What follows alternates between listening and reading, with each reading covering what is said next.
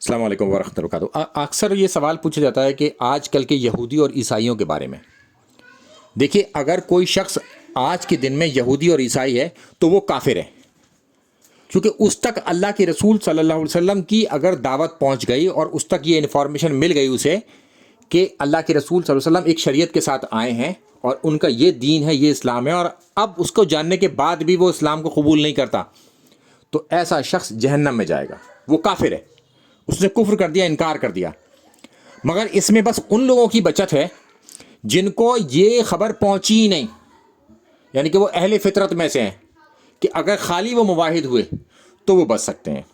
مگر آج کے حالات میں جو سوشل میڈیا کا زمانہ ہے، کہ اس کی وجہ سے، اس کی برکت کی وجہ سے تمام لوگوں تک اسلام کی دعوت پہنچ گئی، جانے انجانے میں لوگ اسلام کو جانتے ہیں، مسلمانوں کو جانتے ہیں، تو انہیں اب اس کی تحقیق کرنی ہوگی اور اسلام کو قبول کرنا ہوگا اس حوالے سے۔